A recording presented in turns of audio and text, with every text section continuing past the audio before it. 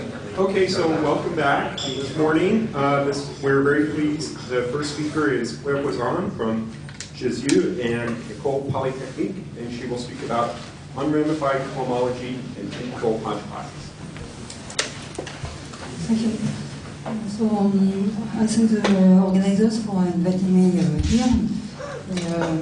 I am very happy to be here for this conference at the occasion of Blaine's birthday. I happen to know Blaine and Marie-Louise since a very long time because they visited France in an extended way in the 80s when they started. And that was very useful for me because of course it's well known that the French school of in particular of algebraic geometry was strict, and there is a kind of free way of thinking in the American school, which was very useful for me.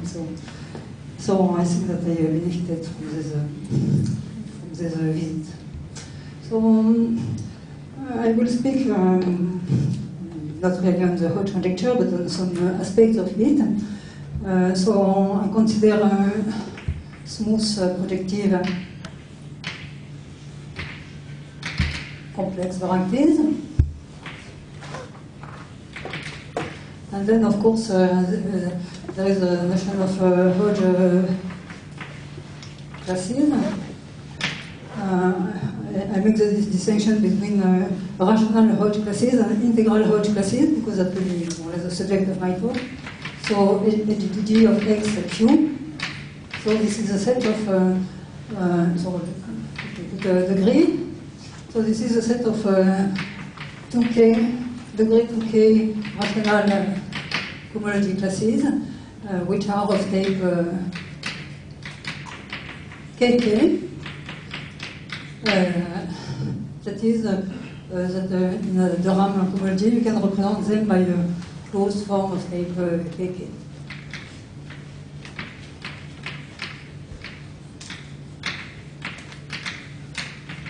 And of course, I can make the similar definition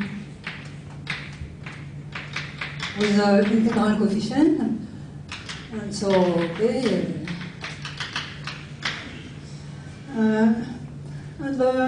So this is the object from cohomology or from complex geometry, I will consider. And from the point of view of algebraic geometry, we have the spaces of cycles, group of cycles.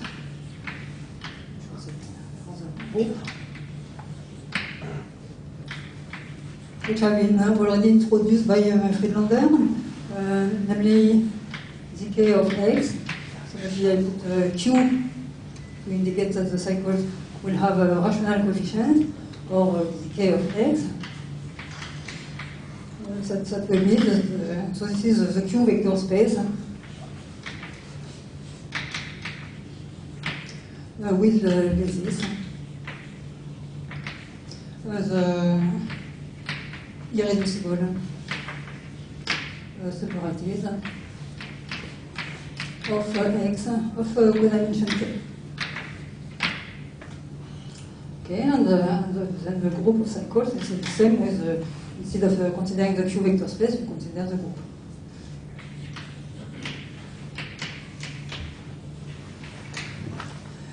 And of course, they are related by the cycle class map.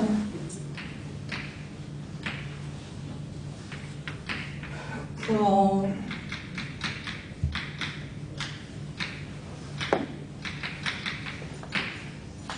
the cycle class map, of course, it will send this cycle to integral Hodge classes and Q cycles to rational Hodge classes. And the class of a cycle, so if Z is written as a formal combination like this, where the Zi are closed algebraic codimension K, then the class of Z will be the sum of alpha I times the class of the I. And what is this class? Well, the I, of course, it will be general it will be singular, but it's well known that closed analytic set, compact closed analytic set, they have a fundamental homology class. So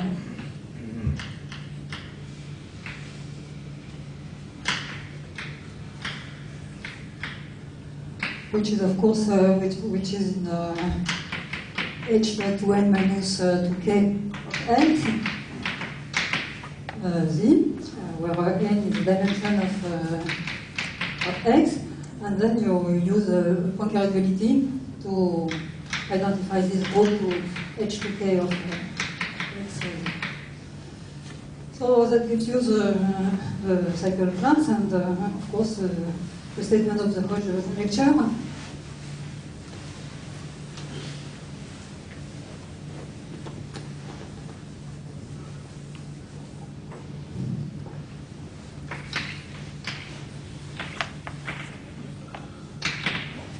Is that the cycle class with a Q coefficient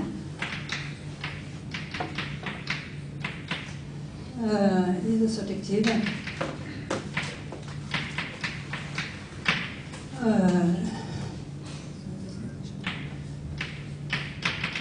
With value in the set of rational Hodge classes.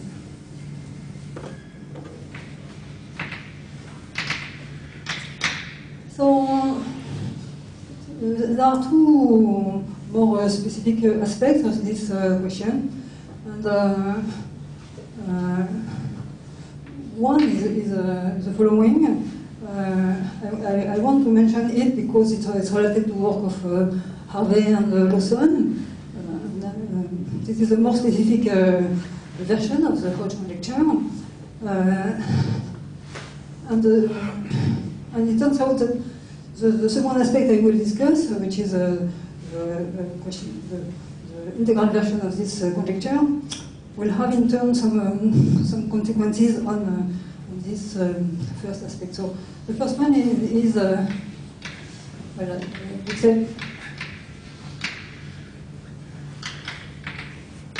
effectivity versus positivity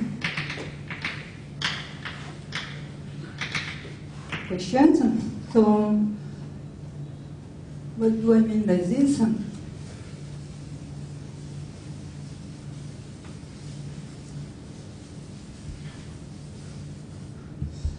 Well, so the effective cycles, it's obvious, well, the definition has disappeared, but an effective cycle is simply a combination of subvarieties with a positive coefficient. Okay, so that means that we have a notion of positivity for cycles, and now at the level of Hodge classes, we have a notion of positivity for forms. So already here, this is relatively delicate, but in any case,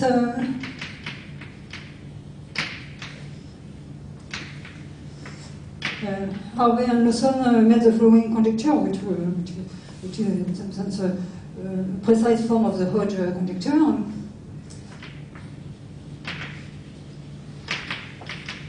So let alpha be a Hodge class such that so it's a rational cohomology class, okay, such that well, the same class seen as a complex homology class can be represented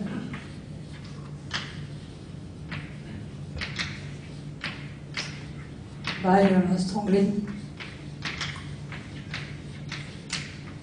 positive closed take form. Then n times alpha for some n large is the class of an effective cycle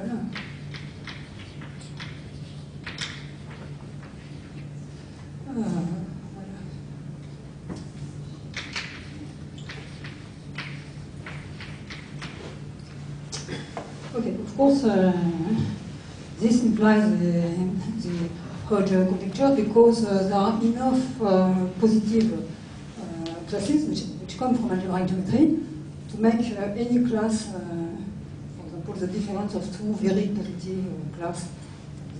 Like this. But now I have to explain what is strongly positive, and already here you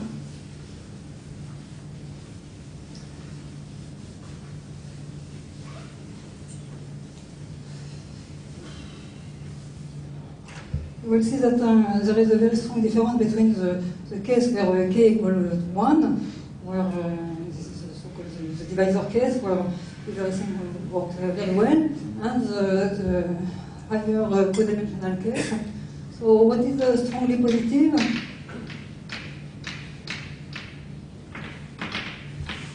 And so,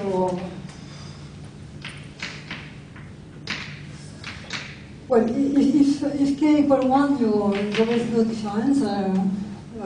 Well, you consider you're working with a 1-1 closed real form.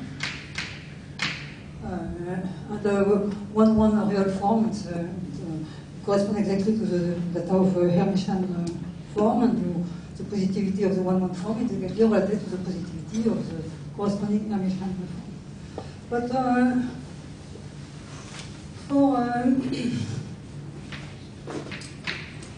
for a larger k, it's much more complicated. Strongly positive. Well, it's really a pointwise notion. It's something that you look at,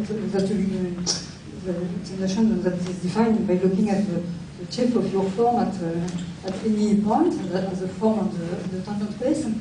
So the strongly positive means that your form alpha at any point x belongs to the convex cone, so the interior of the convex cone, generated by dv, so I dv I1. Well,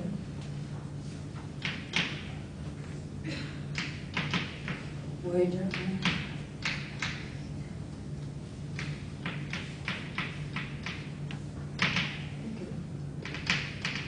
You take the wedge product of k terms of this form.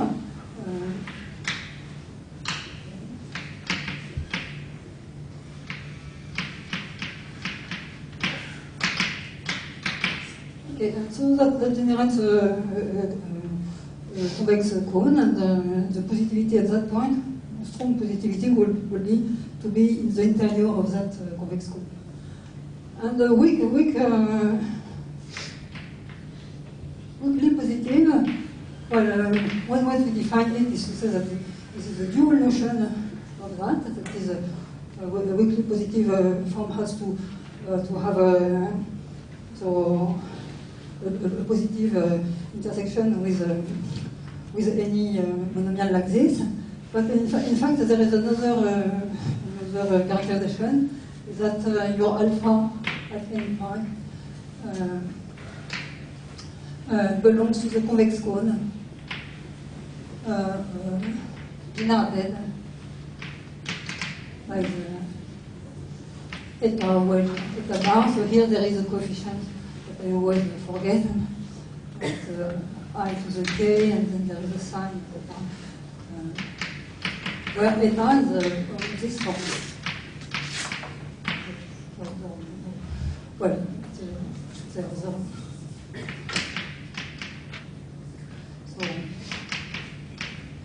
so eta is a complex C-linear K form at the point x. And in fact, well, it's not completely obvious to see, but there is a difference. And if you being weakly positive is much too weak notion to expect that conjecture will be true with strongly positive replaced by weakly positive. For example, on abelian varieties, any class of an effective cycle is strongly positive. Okay, so well, so what I wanted to say on this positivity question is the fact that for divisors, that is the case where k equals 1, everything works very well. First of all, so sometimes we do not need. Maybe before I start this, I explain what is the second point I will be discussing, which is of course integrality questions.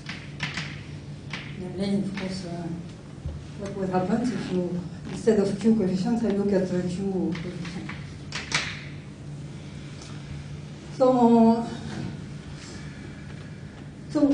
now consider the divisor case. We do not need really this n in this Arrhenius conjecture.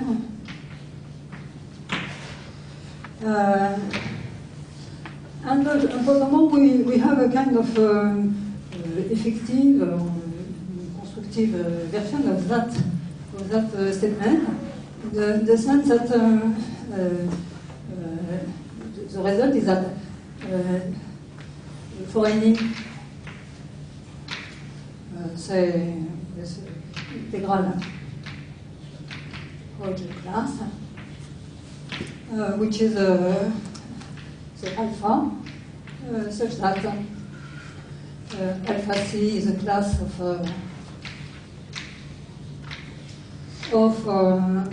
closed one-one form, which is the figure in the sense of positivity of forms. Okay. Here for A, I take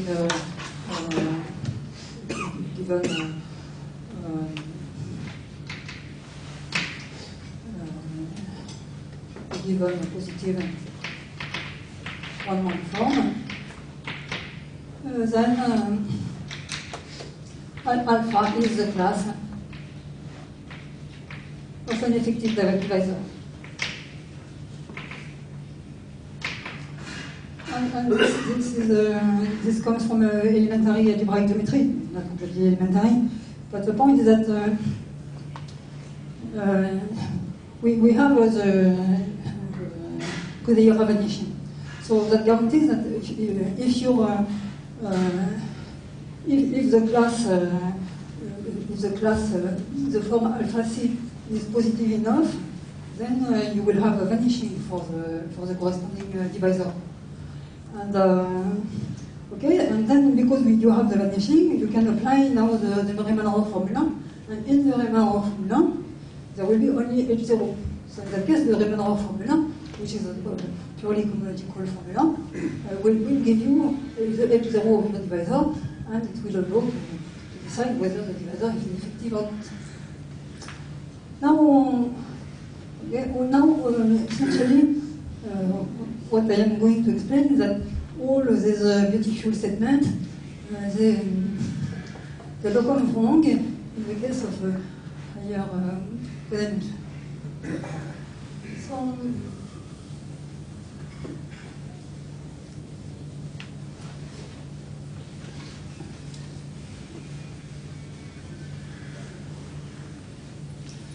So in fact, I will mainly focus in the case where k equals 2. And then, of course, concerning the second point, that is integrality, it's well known that the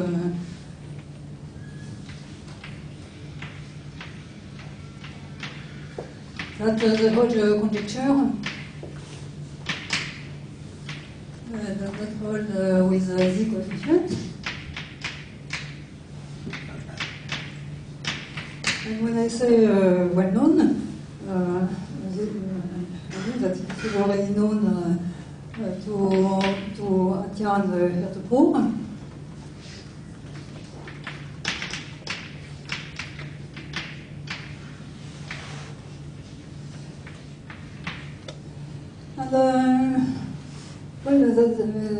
their argument was quite interesting. It has been re-explained or re-explained recently by Totaro. So they exhibit the torsion class, the cohomology class of level 4. Of course, such a torsion cohomology class, it is a Hodge class in the sense I said, because alpha c is 0 in the case. And they say that it is not algebraic.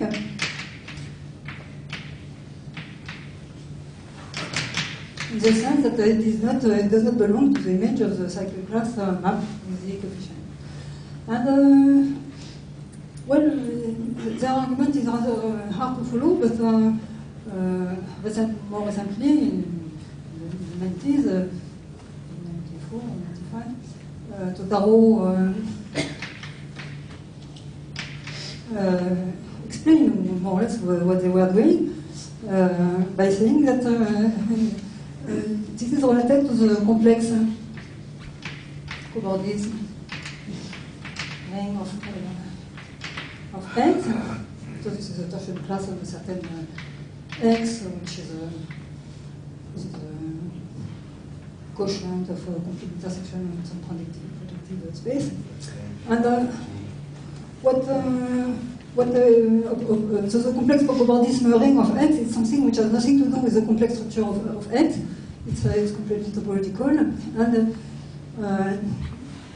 it looks like the absolute cobordism ring. Essentially, what you do is that you consider subvarieties of X, or map from a compact variety to X, plus a complex structure or a stable complex structure on the normal bundle. Normal bundle, if you like, the virtual normal bundle. That is the difference between the tangent bundle of X pulled back to the subvariety and the tangent bundle of the subvariety. So you can construct a big object like this, which transform naturally to cohomology. And it's the observation that the cycle class map factors to that group, simply because if you consider, even if you look at a singular object, essentially, for example, by desingularization, the virtual normal bundle, it is equipped with a complex structure. And so there is a factorization like this. So of course, I should put 2 here. And finally, the explanation for this, here the proof, for example, lies in the non-surjectivity of this map torsion. So that was the explanation of Totaro. So this example is nice, but in my mind, the more recent counterexamples to the integral Hodge conjecture by Collard are much more interesting and troubling, because they also say something about the positivity question, positivity versus effectivity question.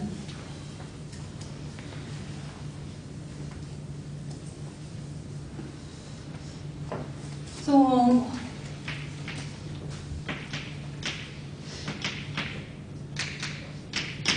the example by Collard, they are very simple. You consider smooth hypersurfaces.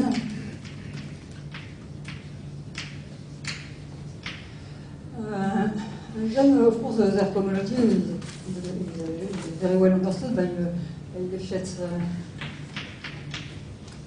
theorem, hyperplane section. So you conclude that H4 of XZ is a cyclic group.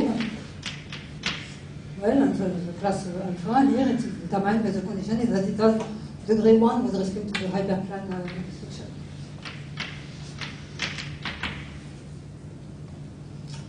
And so that the degree is D. of course, all these classes are made of Hodge classes because if you consider D times alpha, it is simply the class of a plane section of X. So it's a curve of the D. Okay, so this class is Hodge, but what proves polar? That if p to the cube divides d, where the p is factor of what say the prime number that are not equal to 5, then and x is very general. And then any curve in X has a degree divisible by P.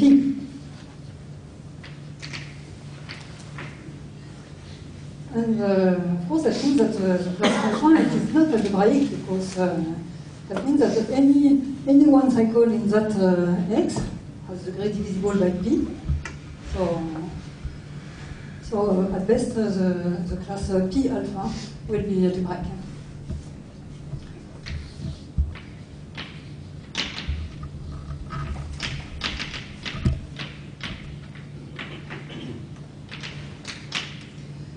On the other hand, so what is the main difference between the Atiyah-Zobour example and the Collatz example? In the Atiyah-Zobour example, the argument is a topological one. You do not see the complex structure. While here, the result completely depends on the complex structure. Because, for example, if your X contains a line, of course, the class of this line, it is the class alpha. And now there is something which is worse.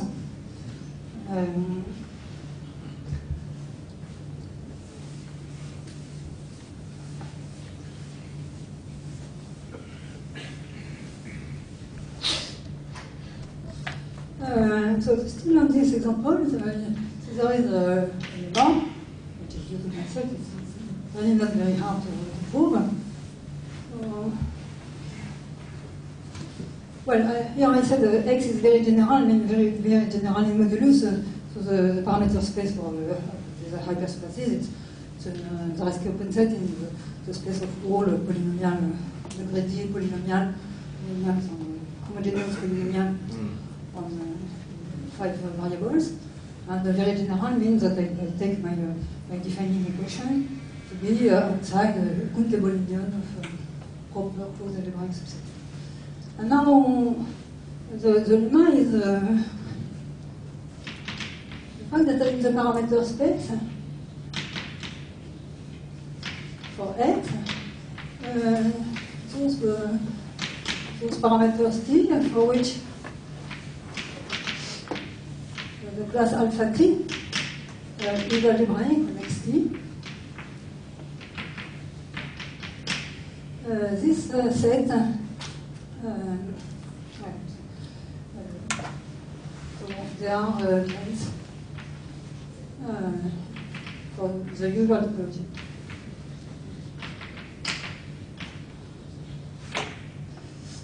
So that means the following. If you start with any such a hypersurface, it has its class alpha.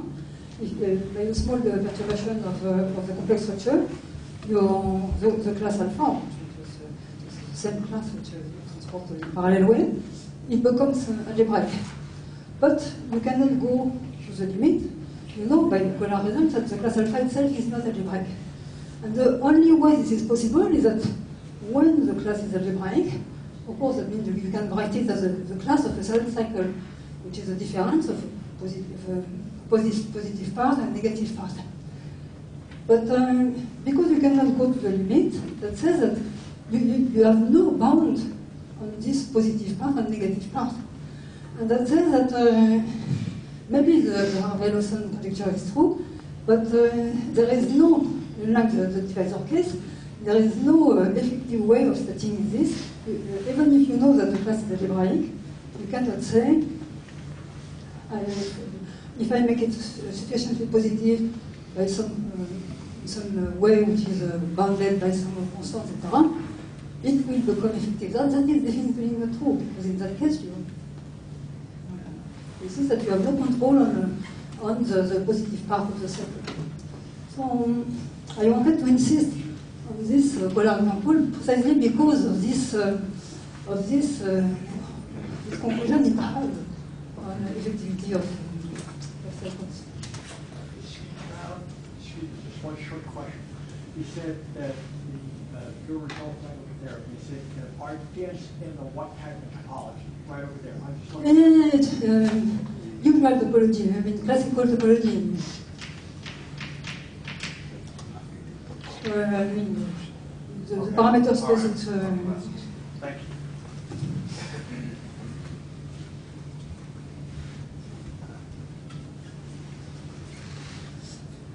you. Okay, so now I'm going to concentrate on the defect of the Hodge conjecture for integral Hodge classes in degree 4.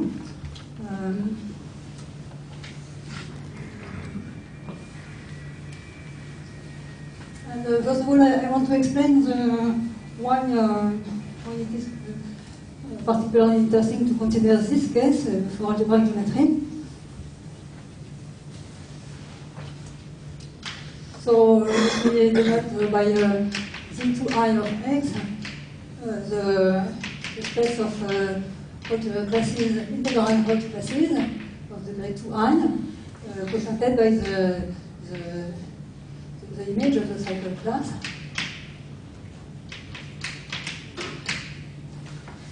So, of course, these groups that measures exactly the defect of the Hodge conjecture with the integral coefficient. And there is one lemma which shows which explains the interest of Z4 of X for algebraic geometers, which shows that the Z4 of X is birational invariant.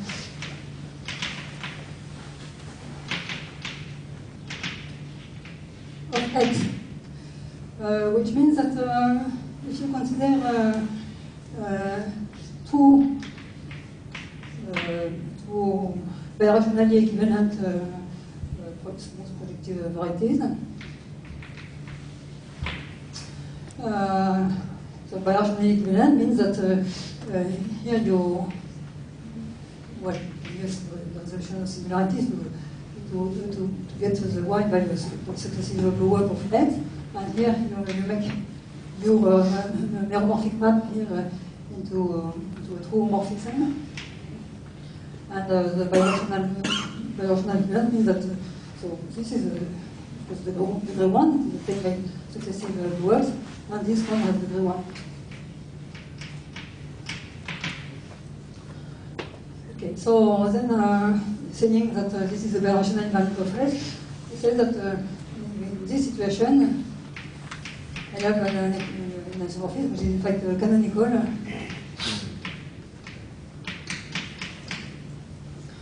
And of course, I conclude that in particular,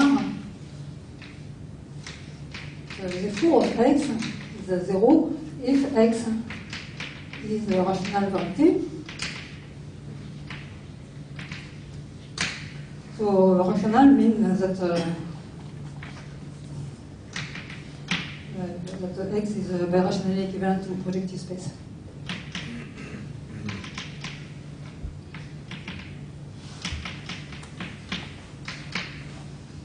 Okay, because of course the Z4 group is trivial for projective space. And the proof of this, it's quite easy. It depends on the resolution of singularities. But essentially, you do the following in order to prove, because of the resolution of singularities of maps, in order to prove birational invariant, well, maybe you also need some triviality properties of the cycle class map. in order to prove a birational invariant, you just have to prove invariance under blow-ups. And so now, what happens when you blow up your X? Well, there is a so you have your X inside you have some B that you blow up, and that gives you X kind, and here you have an sectional divisor, which is like this. And it's well, the computation of the cohomology of X time is well known. It depends on the cohomology of X, and you had some cohomology which comes from the exceptional divisor. But that result is also known for Hodge classes. If you have an integral Hodge class here on X side, it's the same as an integral Hodge class which comes from X, and of an integral Hodge class which is supported on E.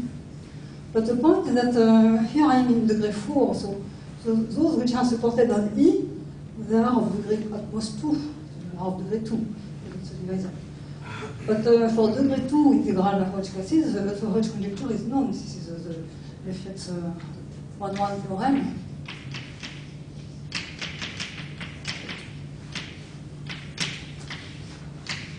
And that says that integral Hodge classes supported here, they come from they are classical algebraic cycles. And the conclusion is that the new Hodge class that you get, they are all algebraic, and finally that doesn't change the group. This group. So that is a motivation, of course, to study this group Z4, because well, the class of rational varieties is not well understood. There was the Lurot problem, the classical problem in algebraic geometry, of distinguishing rational varieties from unirational ones, those which admit a dominating rational map from projective space. And of course, it's known since 70s that this Lurot problem has a negative answer starting from dimension 3. But still, there are many questions which remain open concerning the rational varieties. And for example, it's not known if the rationality property, the fact of being, the property of being rational, is invariant under deformation. And of course, for this, it's really important to have such birational invariants. And so, the natural question is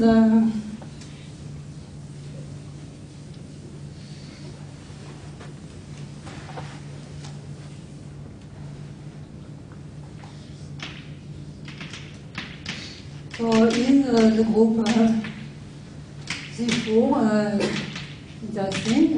Of course, it can be non-zero. It was proved by the example, but the question is whether it can be interesting for studying, for distinguishing rational varieties from unirational ones.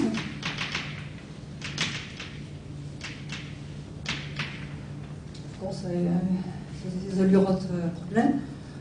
Or, of course, I could replace unirational by rationally connected.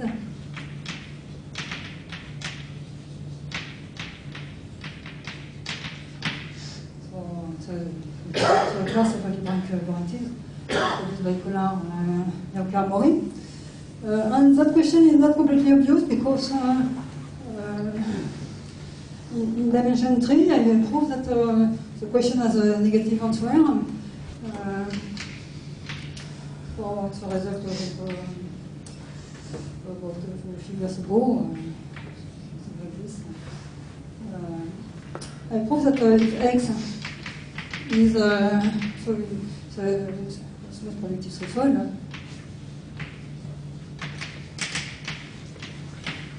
which is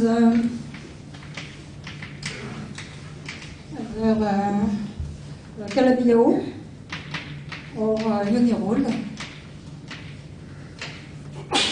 Then its group Z4 of X is equal to 0. So that is, so KLBO, I mean, canonical bundle is trivial, could be also vanishing of H1 of O. And the uni rule, it's much weaker condition than being rationally connected or unirational. That means that the X is swept out by rational curves. So dimension 3, that group is not useful for the Lurot problem. And now I explain.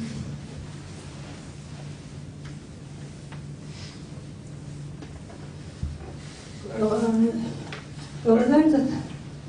Do they have examples where it is torsion but not zero quotient? Sorry. Do you have examples where it is torsion but not zero? So it is always torsion for rationally connected or unirational. Yes, Because. Yeah, that I understand, but in general, so do you? This is what I exactly. So yes, I should have said it. Of course, the fact that the group, this is one way of formulating the Hodge conjecture, is to say that this group is torsion. It is expected to be torsion. The group Z4 is torsion if your variety satisfies the rational Hodge conjecture in the grade 4, and for rationally connected threefolds, and even unirole, sorry, not threefold, rationally connected varieties in any dimension, and it is known that Hodge conjecture holds for rational Hodge masses. Okay, so the result is that the Collet-Hélène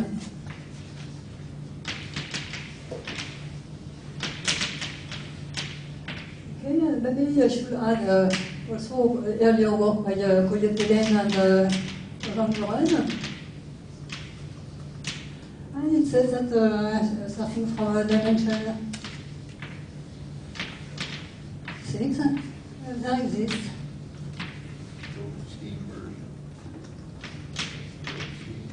unirational varieties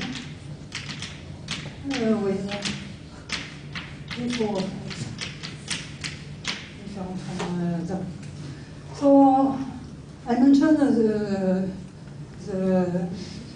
these two results. So this one is quite recent, while this result is it's much older. It's 38 and to make sure. Okay, so what are we doing? In fact, the situation is this. So there is a notion of an ramified cohomology that I'm going to explain in a minute.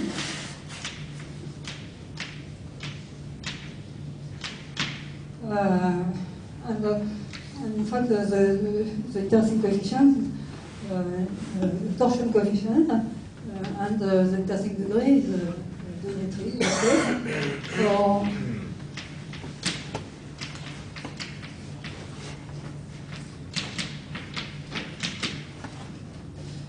and so essentially what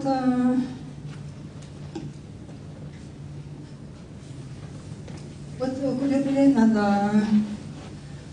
Van Buren have done. So this ramified cohomology, it is comes as a generalization of the Brouwer group, which is in fact Brouwer group is essentially the degree 2 ramified cohomology, and what Collet-Hélène and Van Buren did was to construct X, which is unirational. In fact, it's a quadric bundle over Petri. It's a quadric bundle with a very complicated degeneracy, and which is unirational. And has a non-vanishing group here.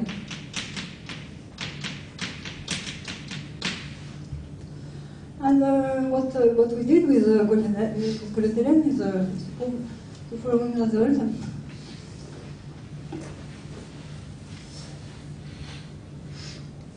So this is a statement which is true, in fact, for any smooth projective variety.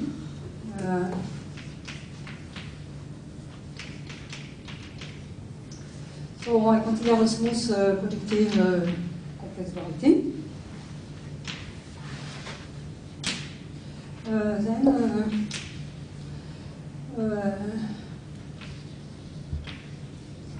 there exists a short exact sequence. Normally it's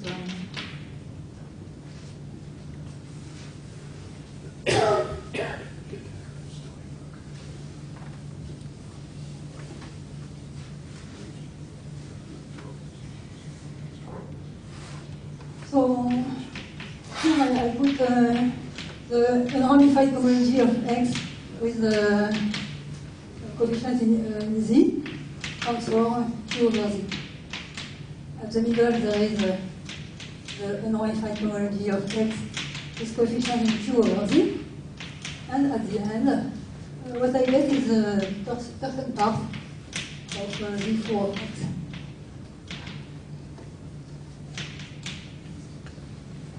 And part 2, which is absolutely not due to us, but to Gaussian inverse and in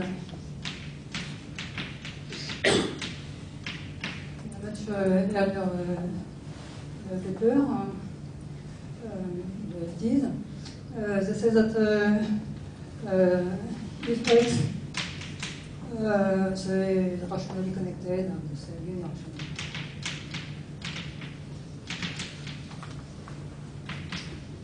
Then Z4 of X is a torsion. So the torsion of Z4 of X is the same as Z4 of X itself. Okay. And furthermore, this group of unramified homology with coefficient in Z is equal to Z. So for part 2, so the first part is really easy because your X is assumed to be unirational. So that means that it is rationally dominated by projective space. That means that it is actually dominated by some blow-up of the projective space. So you start from a Hodge class below, you lift it, you pull it back. We know by birational invariance that above the class is algebraic, and then when you go down, you get your class again, you just multiply by the degree, and it is again algebraic. So that shows you that statement. And here it's really already a hard result because exactly by the same argument I made, you can prove that the group is torsional. The same trick going upstairs and down. But next, the hard point is to show that these groups are always torsion free. And this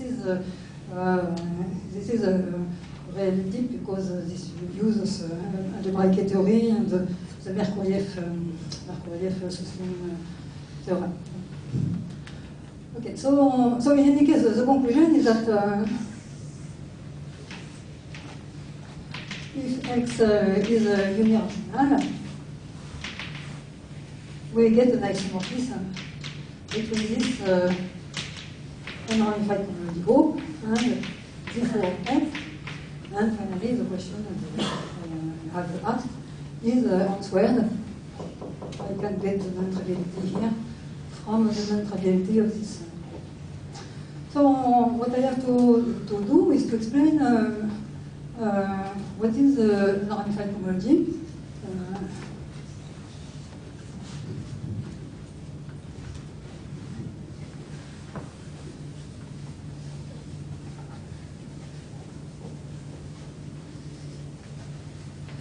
This is something which is very nice. I would have never thought that such abstract definition can finally give a concrete result.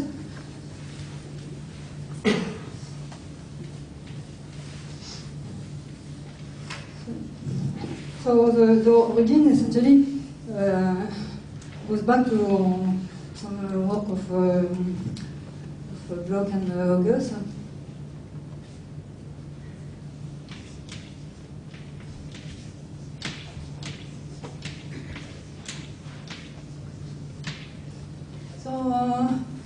So you consider your X, which is a complex projective variety. When I define the cohomology with rational coefficient, that was of course the T cohomology computed with respect to the classical topology.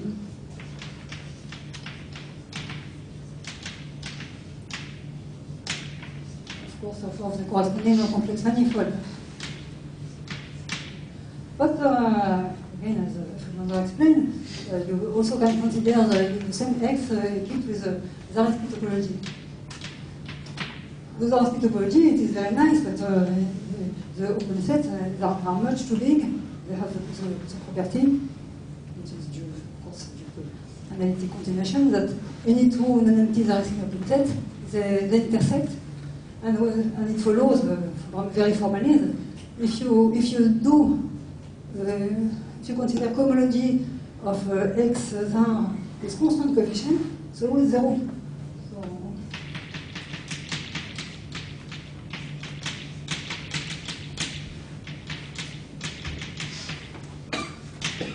of course, this topology is very useful to compute cohomology with the U and the coherent sheaves, etc.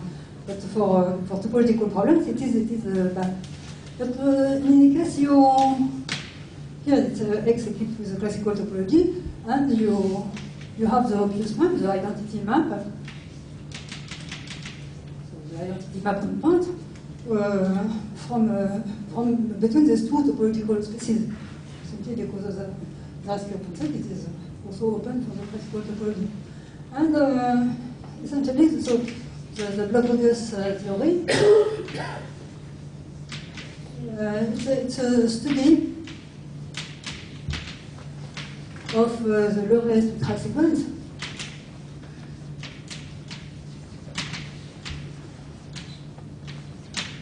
of this F. So that means that you so with respect to you choose an L group, a Abelian group, and that will be the set of coefficients, and you will do cohomology. So at the end, you want to compute the Betti cohomology of your X with the classical topology with value in A, and you will do it doing this via this spectral sequence. So that means that you will have a Lorenz interaction at least with, of course, the graded Wilson.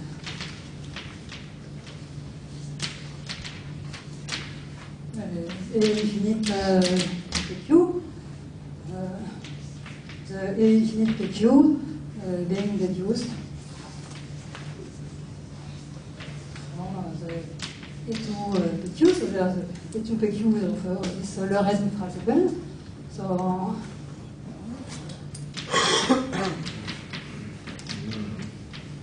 okay, to make the usual formula.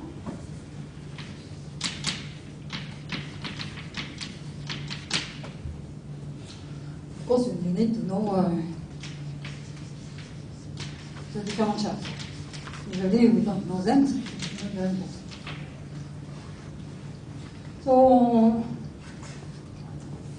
So the important objects are these sheaves,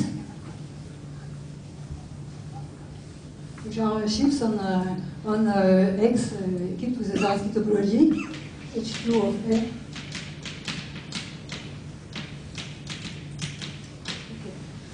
So what are the sheaves? They are, of course, by definition, they are the sheaves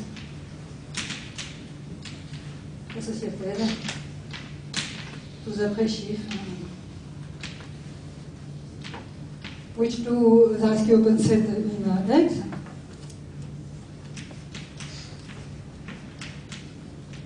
Associate HQ of U with the classical topology. So the section of this HQ of N, this is one, we need to have an open set. We need to have a covering of this open set by the Zariski open set. On each Zariski open set, you need to have a cohomology class like this, and to make it then into a section of this HQ script, you need the cohomology class to go inside on the overlap. And that is how you construct the associated shift. And the definition of an ramified cohomology.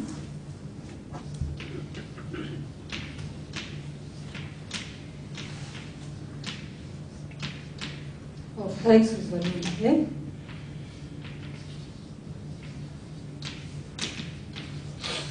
The definition, it's exactly the A2 0.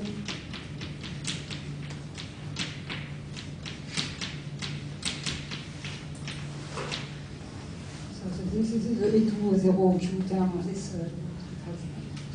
and it can be shown that this is a bidirectional invariant of X.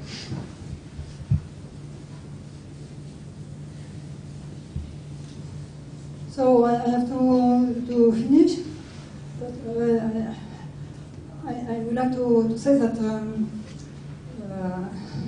there are two ingredients in the proof of this exact segment. One ingredient is due to the block and modulus. It's the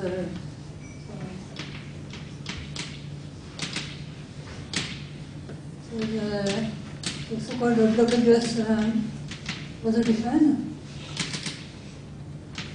of these shifts. This is an exact analog of the Gersten-Cullen resolution in algebraic K-theory. And they do the following. So let's assume D is an irreducible variety, maybe not smooth. Then you define HQ of the function field of D with value A to be the direct limit over all the Zariski open set, non-empty Zariski open set, of course. So length of HQ of UA. So this is very big usually. And what they show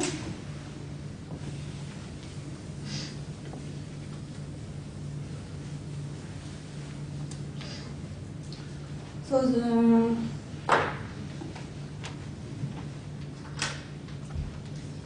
block-modulus resolution has the following shape. So HQ of F inject the constant shift HQ of C of X F. And then what happens? So of course this map is just by resolution, by restriction to the Zariski open set. But what is the effect of why this is not surjective is that when you are on Zariski open set, there is some extra cohomology, and this extra cohomology, usually you detect it by taking residues along the binary additivity. So they continue. You consider all the divisors on X, imagine N, and 1, and then you consider residues of these cohomology classes along these boundary divisors.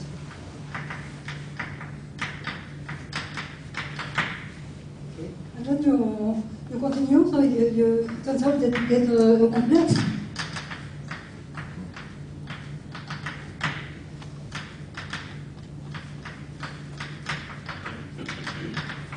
So why this is a complex is because, well, you are in an open set, the boundary may have several components, but when you have a cohomology class, you can first take the residue here, which gives the first differential, and then, of course, you can take the residue now along the intersection of the two boundary divisors. And you can do the things in the other way, namely first take this residue here, and next take the residue the other way. And in fact, that anti-commute, and this is why at the end, when you compose the boss map, you get 0, and it is a complex. And so, okay, you continue, and at the end, you get this. Of course, that's top here, at 0 of C of A, which is just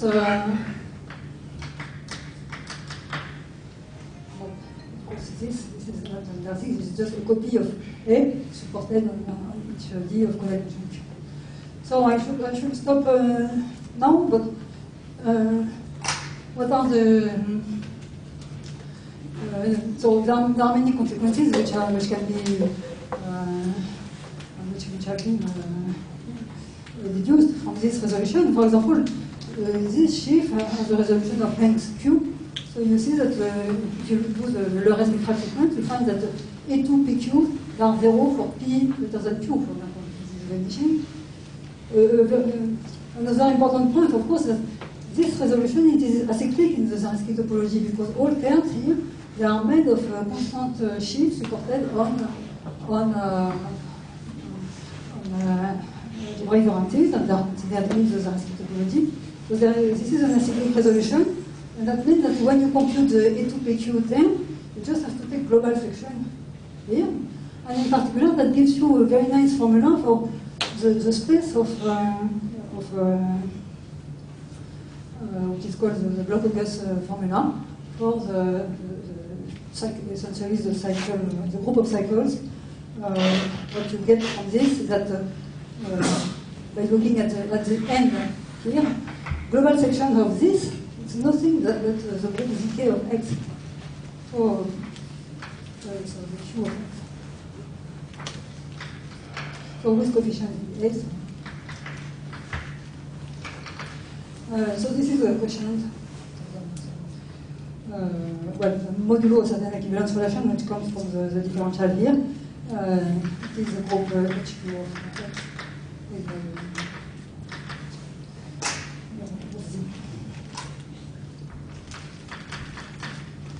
and okay, all this is very, very classical, and this makes this theory very useful, especially this formula, very useful to study the cycle class map.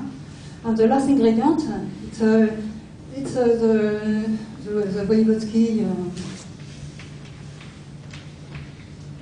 proof of the Bloch-Kato conjecture.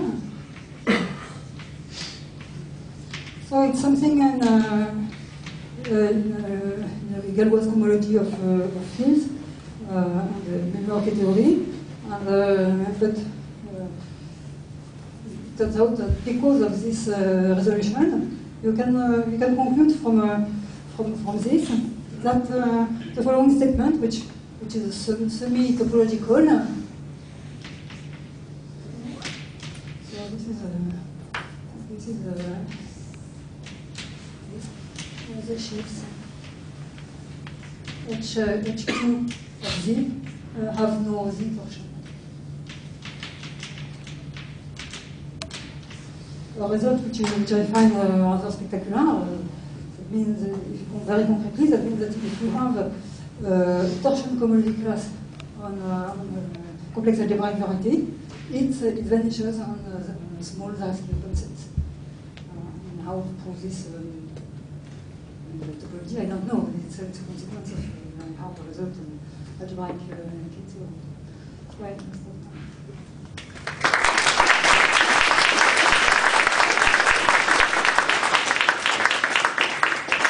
Are there any questions? Well, I have a question. So the original unramified cohomology part of the month, but that's not just a birational invariant, that's a stable birational invariant as well. The Z4? Yeah, is it for a stable birational invariant?